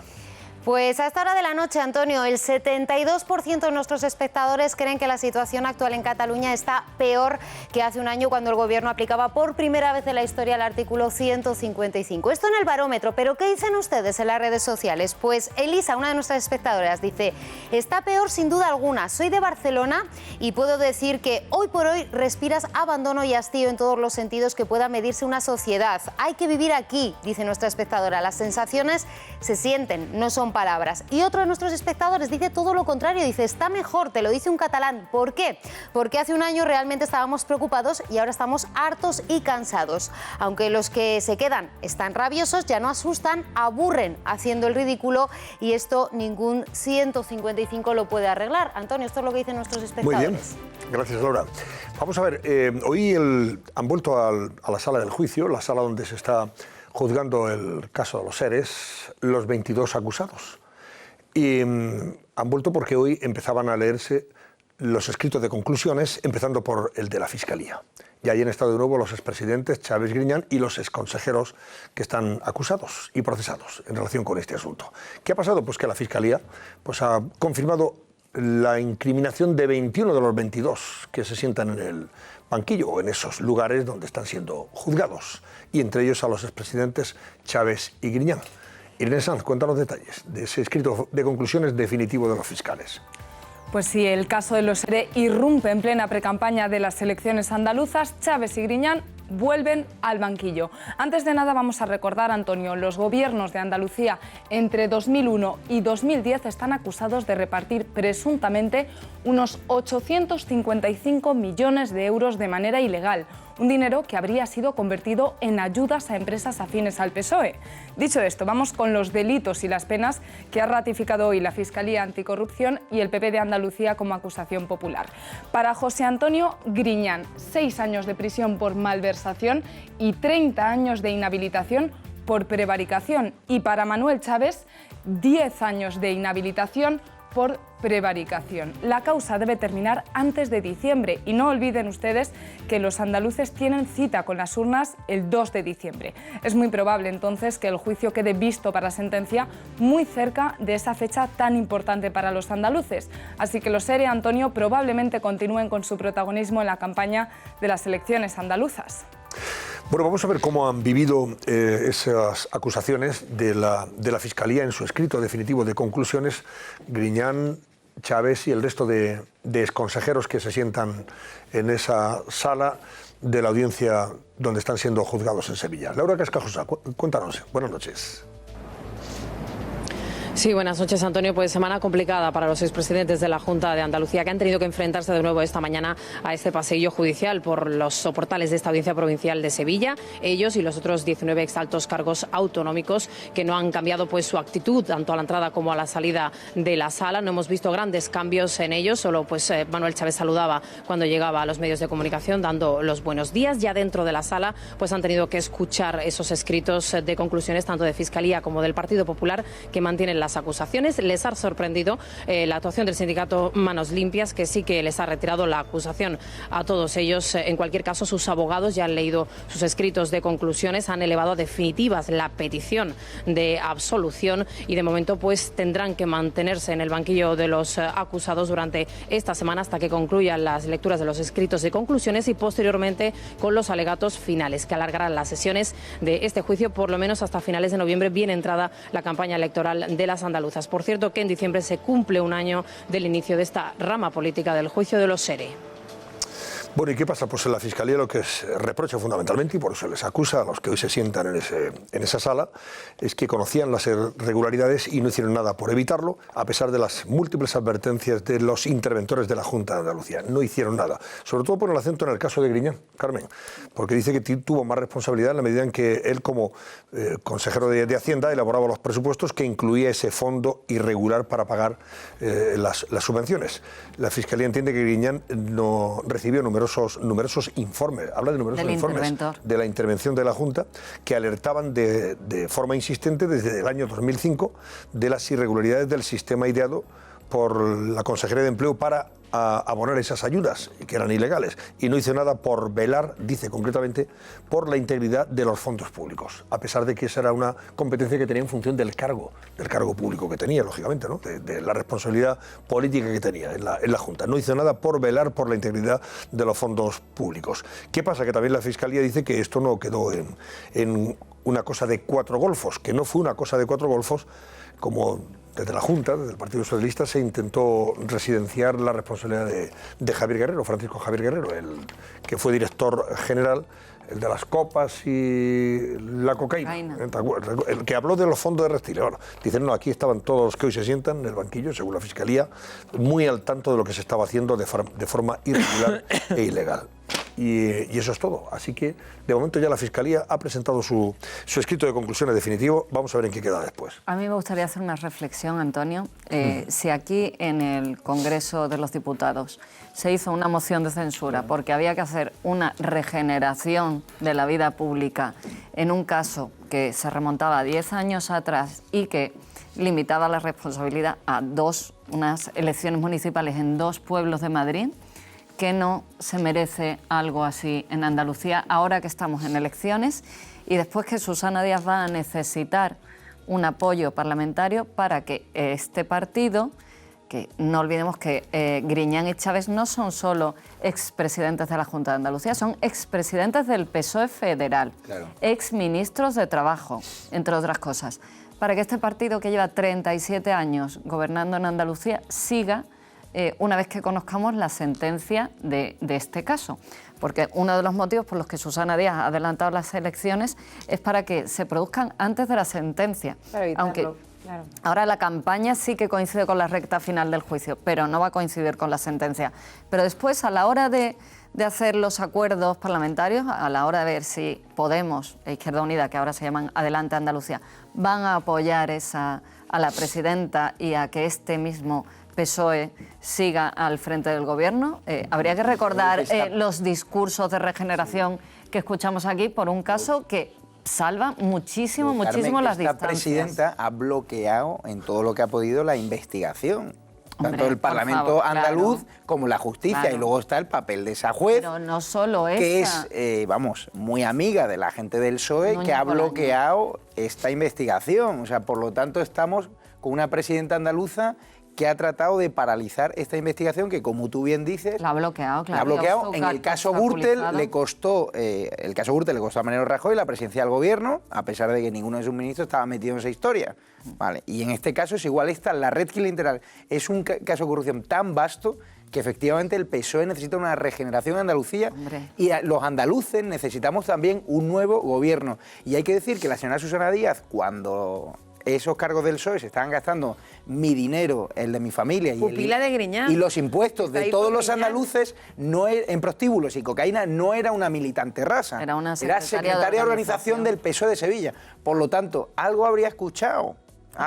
Del PSOE de Sevilla, donde era el epicentro, porque era en el municipio de El Pedroso, fue donde empezó todo esto. Por tanto, necesitamos una Andalucía que deje de subvencionar también a un pequeño grupo de vagos que también ha hecho mucho daño. Que además no es solo el único caso, es que tenemos el de los cursos de formación, que yo diría que es incluso peor. El de las facturas falsas de los sindicatos. Y la educación es un desastre, la sanidad es un desastre, es un patatán. Venga, vamos rápido. Creí que no iba a poder decir nada. Venga. Bueno, simplemente unas cuantas precisiones. La primera, Susana Díaz no está imputada. No está imputada y el PSOE que está gobernando la Junta de Andalucía... Rajoy está imputado. Pero creí que tenía el turno de palabra. Pero Rajoy está imputado por intentar... ¿Y le costó el gobierno, Carmelo? Sí, perdona, pero él presidía el Partido Popular durante un tiempo. Yo creo que tendría que haber pagado mucho más a Aznar, que fue más tiempo. Pero yo, si no os importa, quería... Bueno, yo creo que cada uno de vosotros ha expuesto lo que le ha parecido. Ahora, dejarme que diga algo. Simplemente por respeto a que haya otra opinión diferente. Ya sé que no voy a convenceros. Pero decía, Susana Díaz no está imputada. Este PSOE no es el mismo PSOE de entonces. No es el mismo PSOE. Sí que es el mismo. Perdona, pero ¿me vas a permitir, Carmen, que yo te he escuchado con tanta atención que yo lo pueda decir? Carmen Torres, la periodista especializada en el PSOE andaluz. Pero entonces, ¿qué debo de no decir nada? ¿Crees que solo debéis oír una opinión? Solo una opinión, la vuestra. No es una opinión. Dejar que haya un contraste. El partido andaluz bien, pero yo, algo conozco yo también, aunque solo sea porque me ha tocado trabajar este asunto. Entonces, a mí me parece que no era una cuestión de 4 golfos. Hay 22 imputados, nada menos que hay 22. No, eso lo dice la Fiscalía. 22. No lo dices tú, lo dice la Fiscalía. Entonces, algo que voy a decir, no están acusados estos, ni Griñán ni Chávez, no están acusados de repartir 850 millones de euros de manera ilegal. Ellos no están de lo que están acusados ellos es de disponer de un instrumento. Griñán está acusado de malversación. Pero Antonio, ¿de verdad me vais a dejar, por favor? Vamos a ver, pero aclarar las cosas, Carmelo. Es que ya sé que mira, Antonio, déjame que te lo diga, yo renuncio. Si lo que quieres es que no introduzca ningún matiz, os quedáis con el discurso oficial y ya está. Vale. Pero no queréis que introduzca ningún matiz. Bien, simplemente no están acusados de repartir ellos de manera ilegal 850 millones de euros. Ellos están acusados de disponer de un instrumento que otros aprovecharon, que son los que están acusados de haberse llevado la pasta, porque efectivamente el señor Griñán y el señor Chávez están acusados de cohecho. Bien, están acusados de malversación y están acusados de prevaricación, en el caso del señor Griñán. Esas dos cosas, no de llevárselo. Bien, esto simplemente por aclarar. Lo segundo, hombre, a mí siempre me ha costado creer que alguien haga algo ilegal para que otros se forren y tú no. A mí eso me cuesta creer. Ah, no, es que lo hacían para regar una red clientelar de votantes. Bueno, pues perdóname, es una posibilidad. Pero es que la jueza Laya, discúlpame, es que te tengo que hacer las precisiones. La jueza Laya dijo que era un negocio. Yo sé que estoy solo, si yo sé que esto es una oposición coral, que no os gustan los matices. No, pero tú dices que no tenía un beneficio. Baja mi tierra y escucha a la gente y analiza la red clientelar. Puede que baje Andalucía, ya casi más que... Por favor, venga, que tenemos que terminar. Carmen, solo una cosa, la jueza Laya decía que era un negocio político. Tú dices que no se están beneficiando. ¿Un negocio político no te parece un beneficio? Sí, ellos, como los que se presentaban a esas elecciones. Pero tú crees que entonces dejan que se forren otros, que hagan que otros se forren simplemente para ganar elecciones. Sí, alimenta una banda de vagos. Eso es lo que va a juzgar. Por favor. Eso es lo que va a juzgar el Serrano. Oportunos a la alimenta una banda de vagos ellos o comentar. Ahora voy a poner yo los datos de la Fiscalía y voy a recordarlos por aquello de que lo de la panda de vagos, yo tampoco estoy de acuerdo con eso. Que no puedes usarlo con esa ligereza. Vamos a ver,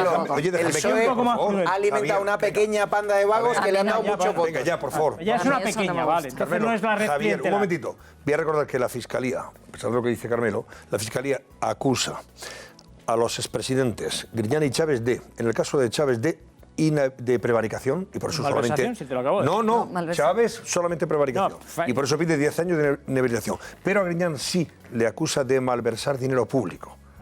Y además de prevaricación, y por eso le pide 6 años de cárcel. Ese es el matiz importante que tú no habías introducido.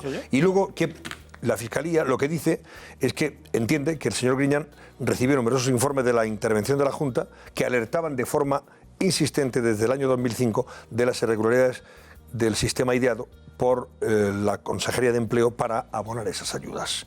Y no hizo nada, dice textualmente, a pesar de su responsabilidad política y en el ejercicio del cargo, por velar por la integridad de los fondos públicos. Por eso se llama malversar. Una cosita, mira, yo no suelo decir cosas personales, pero yo personalmente bien que lo siento por Griñán. Pues me parece que fue un político muy valiente y muy revolucionario en la Junta de Andalucía. ¿Y te parece una persona indecente? ¿A que no te parece una persona indecente? Honesta y le tengo un gran aprecio. Si a lo mejor tiene que pagar por esto, porque que hizo algo mal, es obvio.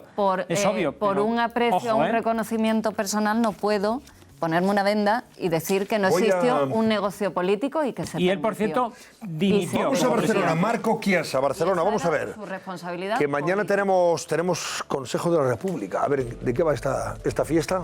Marco, buenas noches. Buenas noches, Antonio. Pues mañana a las 7 de la tarde, en este Palau de la Generalitat que veis a mi espalda, Quim Torra presentará este Consejo de la República junto al resto de miembros de su gobierno y también junto a los huidos de la justicia, Puigdemont y Toni Comín, que intervendrán desde Bélgica. De hecho, Toni Comín será el que dirigirá este Consejo de la República, al que, por cierto, le han cambiado el nombre. En la invitación no pone Consejo de la República, sino que pone Consejo por la República. Es decir, que ellos mismos asumen que no hay República. Aún así, el objetivo de este Consejo será el de internacionalizar esa supuesta república, dar protagonismo a los consejeros huidos de la justicia, y mañana Quim Torra dará más detalles sobre los objetivos y sobre la composición de este consejo, aunque lo cierto es que la semana pasada el Sartadi desvinculó a este Consejo de la República de la acción directa del gobierno, dijo que no tendría influencia sobre las actuaciones del gobierno catalán, aunque Quim Torra lo ha querido hacer desde la Generalitat para darle el máximo aire institucional posible, algo que han criticado el resto de partidos que no asistirán a este acto, y tampoco asistirá la CUP, que ha dicho que pasa completamente de estos eventos simbólicos. Gracias, Marco. Hasta luego. Bueno, pues eso es dentro de unas horas. Ahora les presento las portadas de los diarios de hoy martes. A veces ya hemos recordado antes la portada, puesto que estábamos hablando del asunto, y lleva el asunto de Ciudadanos, y dejando tirado al PP, así lo interpreta ABC, y a Rivera, ya lo ven ustedes ahí. Ciudadanos renuncia a seguir paralizando la tramitación de los presupuestos pactados por el PSOE y Podemos, y les permite sortear el veto del Senado. Defiende Ciudadanos que cambia de estrategia para garantizar el normal juego parlamentario, y el PP le acusa de dejarle solo frente a Pedro Sánchez y sus aliados. ¿Han interpretado bien los periódicos esto? Porque tú has hablado con Albert Rivera, o has mantenido algún mensaje, y dice que no se ha interpretado bien lo que ellos han hecho. me dice textualmente que Ciudadanos no va a apoyar los presupuestos de Sánchez y que esto no se interpreta como un giro al centro. No, dice que esto no es verdad. Que lo hemos malinterpretado. Rivera dice directamente lo que pasa es que todos los periódicos... ¿Te ha dicho Rivera que esto no se interpreta como un giro al centro? ¿Te ha dicho que no? O sea, ¿cómo puede explicar? Que no podemos ver un juego lo que te ha dicho exactamente. Que ellos no van a ser copartícipes de los presupuestos de Pedro Sánchez. Y que es una estrategia del Partido Popular de cara a las elecciones andaluzas. Porque no es cierto. Pero bueno, quien ha hecho el movimiento ahora en la mesa del Congreso dice que ha sido Ciudadanos. Que era un trámite necesario. Es un movimiento que lógicamente tiene unas consecuencias políticas, que desde el punto de vista es la de girar al centro y no juntarse al giro a la derecha. Es evidente que están haciendo eso y veremos si estos son pequeños gestos como el de la moción de censura, si Ciudadanos ha sabido medir realmente el calado lo hace legítimamente. Me lo interpreta como un trámite necesario. Porque también permitió la moción, favoreció la moción de censura sin darse cuenta. A ver el calado que, imagínate que se acaban aprobando los presupuestos y se perpetúa el gobierno hasta 2020 por lo menos. Bueno, a veces en su segunda portada de titulares habla de la Fiscalía, este asunto que hemos comentado anteriormente. La Fiscalía mantiene la acusación a Chávez y a Griñán al final del juicio. Anticorrupción solo es culpa a un acusado por los ERE de Andalucía, uno de los 22. El Ministerio Público pide 6 años de cárcel para José Antonio Griñán e inhabilitar durante 10 años a Chávez. Foto de portada también para Antonio Conte, el entrenador italiano que de momento no va a venir al Madrid. Las exigencias de Conte alargan la crisis del Madrid. Solari se sentará en el banquillo de forma provisional mientras el club negocia con el italiano. También habla de Bolsonaro, del nuevo presidente electo ya de Brasil, que modera el discurso en sus primeras palabras como presidente electo de Brasil. La empresa familiar avisa de que la economía ha entrado en desaceleración. Significa que, en fin, pues vamos a entrar en un periodo un poquito más complicado, con menos consumo también. Algo con lo que no está de acuerdo el máximo responsable y creador de Mercadona, que ha dicho que no hay... Bueno, pero esto es lo que dice lo que ha dicho la encuesta que cada año elabora el Instituto de Empresa Familiar, a la que pertenece el señor Roch, nuestro amigo Juan Roch, en el marco de su congreso anual, arroja una visión poco optimista del futuro económico.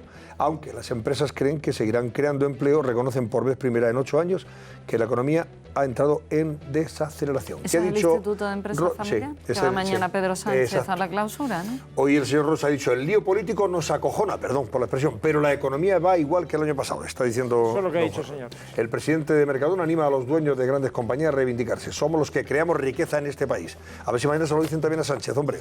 A propósito de los presupuestos, que se lo digan a Sánchez. Y a los demás que no acojonen tampoco. El Mundo dice en su portada, la Generalitat insta a delatar a los colegios que enseñen en español. El consejero de Enseñanza pide a padres y alumnos que denuncien con mucha más fuerza, a los centros que no apliquen la inmersión. O sea que ya lo que nos faltaba para el duro, ¿eh? O sea, que se denuncie a aquellos centros donde se dé un poquito de español. Es increíble. Creará un cuerpo de inspectores para vetar el castellano. No hay razones aquí para que, en fin, se actúe ya de una forma contundente de nuevo, por lo menos en el tema y que se lleve esto a, no sé, ya a los tribunales. Y es que da igual, se lo pasan por el arco del triunfo. 155, Antonio. Esto es tremendo. Son 3 números. En fin, el gobierno de Zapatero impuso el saqueo de 31 GT Asturias, dice también El Mundo. El alto cargo de Industria que tramitó la subvención confiesa la trama a la Policía Judicial. Es una información de Esteban Orestieta. Ciudadanos permite tramitar la ley de PSOE y Podemos que elimina el veto al presupuesto. Y Merkel que pasa página y se agrieta el muro antipopulista de la Unión Europea. La canciller alemana anuncia que abandona la política en 2021 y abre la carrera a su sucesión. También habla de anticorrupción, que la Fiscalía mantiene las acusaciones contra Chávez y Griñán por los ERE. Voy con El País. El País también abre página por el asunto de Ciudadanos. Por lo menos todos los periódicos lo han interpretado igual, ¿eh? Ciudadanos rompe la estrategia del PP que bloquea el presupuesto. Rivera acepta iniciar la reforma de la Ley de Estabilidad. Pero no para estos presupuestos. Sí, pero es que no es para estos presupuestos.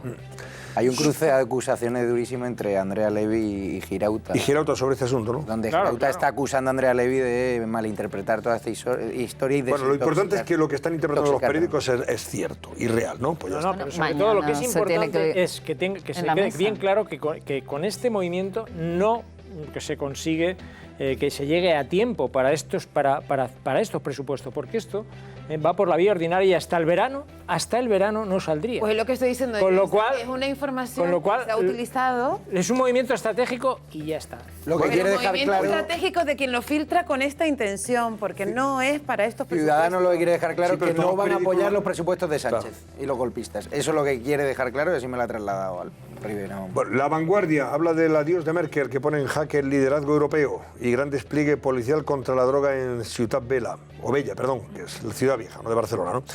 Generalitat y Ayuntamiento aparcan sus diferencias y movilizan a casi 900 agentes.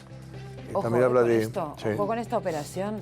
Sí, que Barcelona Las necesita imágenes un cambio de alcaldesa y el top manta que tienen ahí que da vergüenza. Y helicópteros y... Como nos estamos acercando a las elecciones, a lo mejor es cuando la señora Colau está movilizándose, ¿no? Por aquello de ganar en imagen lo que ha perdido durante 3 años. El tema de los narcopisos en Barcelona... Pero lo han permitido. La verdaderamente insostenible. Colau ha estado más cerca de los delincuentes en Barcelona que la gente normal que ha pagado sus impuestos. Y si no, que se lo pregunten a los comerciantes que están viendo, a los del top manta todos los días. Pero está viendo a Valls muy cerca, ¿no? Claro. Bueno, si queréis saber lo que los periódicos económicos dicen en su edición de hoy martes, no se lo pierdan, en 20 segundos estamos de vuelta. Venga.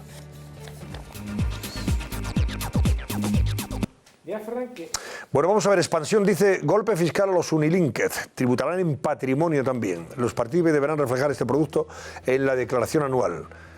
Asegurados en 2018, 651.983 partícipes, 12.437 millones de euros. No se va a escapar nadie, aquí va a pagar, hasta el Tato va a pagar.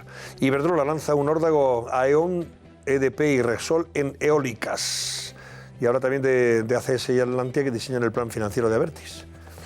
El Economista, México cambia de aeropuerto y derrocha 2.625 millones de euros. López Obrador, que es el nuevo presidente, apenas logra el respaldo de 750.000 votos en su consulta. Este es el nuevo presidente de México, ¿eh? Y también habla de los inversores bajistas evitan posicionarse contra la banca, solo crecen en Bankinter pese a la incertidumbre. Y el lío político nos acojona, los empresarios han de salir del armario, ha dicho Juan Roche, el presidente de Mercadona. Esto lo ha dicho también el presidente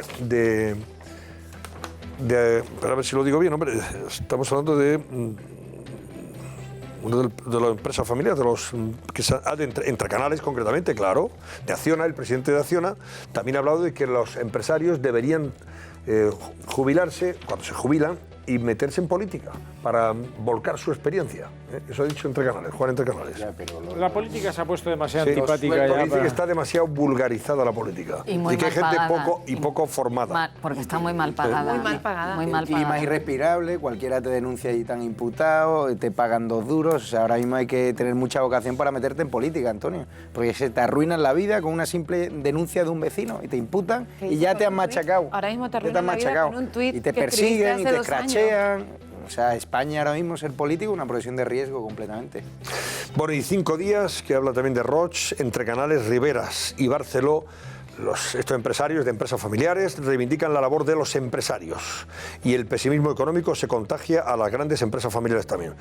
O sea que también hay, a propósito de esa encuesta en la que hablan ya de desaceleración. Y el mercado que aplaude la victoria de Bolsonaro, pero los analistas ven demasiada euforia, o sea que no se fían. Y los bancos vuelven a ofrecer fondos garantizados de mínima rentabilidad, eso dice 5 días. Y en la página web de COPE, si entran a esta hora, verán noticias como esta: el Real Madrid destituye a Lopetegui, Solari entrenador provisional, y Rivera, que deja solo al PP y permitirá a Sánchez tramitar los presupuestos generales del Estado. Pues esto es lo que les invitamos a que lean, ya saben, en los periódicos de hoy martes o en la página web de COPE a esta hora de la noche. Estamos de vuelta enseguida y nos despedimos con el barómetro, el cierre de barómetro y lo que hoy va a ser noticia.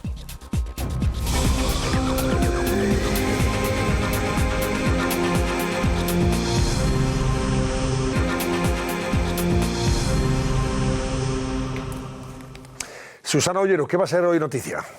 Pues Antonio, ya es martes 30 de octubre y es día clave para el independentismo. ¿Por qué? Porque Quim Torra va a reactivar el Consejo por la República, la nueva herramienta que ha creado para internacionalizar el proceso. Bueno, pues el acto se va a celebrar en el Palau de la Generalitat a las 7 de la tarde. Mañana ya hoy martes, daremos buena cuenta de ello. Y también va a estar presente el expresidente Carles Puigdemont desde Bélgica. Además, Pedro Sánchez y Pablo Casado van a participar y a coincidir en el Congreso Nacional de la Empresa Familiar. Va a ser en Valencia y lo van a hacer después del que el pasado miércoles el presidente del Gobierno anunciara que rompía relaciones con el líder del PP tras esa tensa esta sesión en el Congreso de los Diputados. Y por último, cita en Ginebra de la reina Leticia, que va a participar en la Conferencia Mundial sobre Contaminación y Salud de la OMS. Antonio. Susana, ¿y el barómetro cómo ha concluido? Laura Gómez, cuéntanos. Cerramos barómetro, Antonio. En concreto, el 72,4% de nuestros espectadores piensa que la situación actual en Cataluña está peor ahora que hace un año, cuando el Gobierno aplicaba el artículo 155. En consecuencia, el 27,6% de nuestros espectadores pues piensa que está mejor actualmente. Gracias, Laura. Bueno, pues así cerramos también nuestro programa. Adiós, Carmen Torres y Carmelo Encinas. Buenas noches. Buenas noches a todos. Adiós, Javier Negre. Por cierto, ¿tú crees que el Córdoba vamos a conseguir que suba a Primera División después de que nos hayan hecho socios nuestros amigos los hermanos León? Los hermanos León, que nos han tratado fenomenal en Córdoba, yo creo que van a hacer que suba el Córdoba, porque están jugando muy bien y no tenían empate con el Molinón, a pesar de que pudo ganar. Estamos en hecho socios, están perdidos. Estamos en el furgón de cola, pero yo creo que vamos a subir. Sitio maravilloso. Y dar las gracias a toda la gente de Córdoba un tiempo, vamos. Sí. Qué maravilla. Y pues subiremos a Primera División, ya verás. Digo Alfonso y José María León. Adiós, Sandra Fernández, gracias. Buenas noches. Y a ustedes también por la atención que nos han prestado. Disfruten del Comisario. Nuevo capítulo.